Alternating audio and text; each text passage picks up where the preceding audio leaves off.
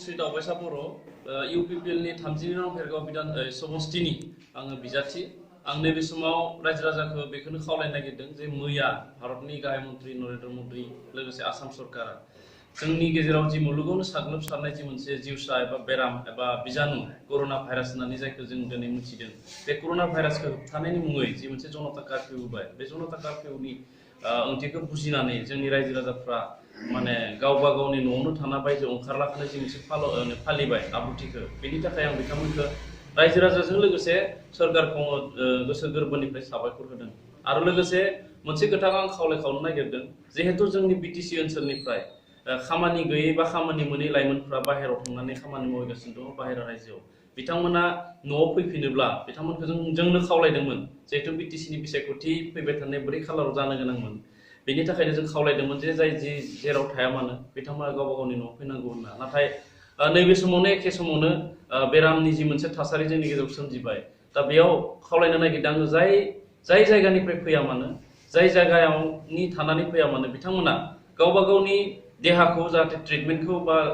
test खालामो जोंनि भेरगावआवबो बे बेरामनि थाखाय टेस्ट खालामनाय मोनसे मिरु दङ थोंजोंनो न'आव फैयालासिनो बा गामियाव हाबालासिनो बे मेडिकेलावनो गावनि माने देहाखौ जाहाथे ट्रिटमेन्ट लायो बा गावनि देहाखौ जाहाथे टेस्ट खालामो बिथांनि जिउ बासायनाय रायजो राजानि जिउ बासायनाय समाजनि जिउ बासायनाय जाहाथे बेखौ खालामो आरो लोगोसे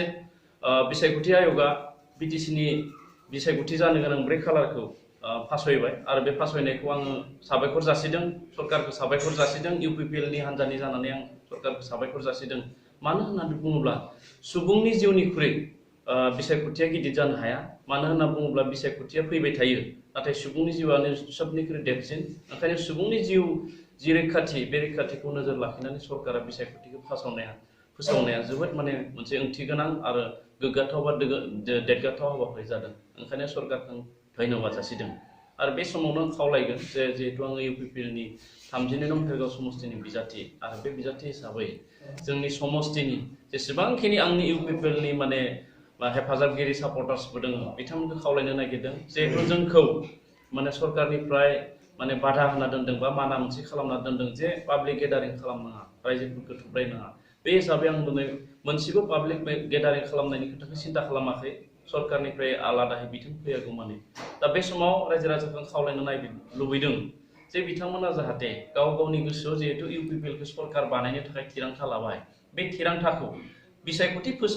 फिन खालार फोसावनायसिम एबा बिसायख'थि जाजासिम बिथांमोननि गोसोनि थिरांथाया जाहाथे थायो BTC आव हाग्रामा महिलारिनि सरकारखौ बोखारनो नाजानाय हाग्रामा महिलारिखौ बोखारनानै गोदान सरकार बहायनाय गोदान दैदेनगिरि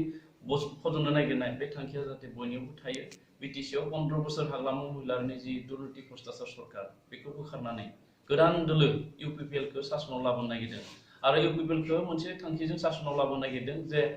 गुबै थांखिया जाबाय मा जोंनि गेजेराव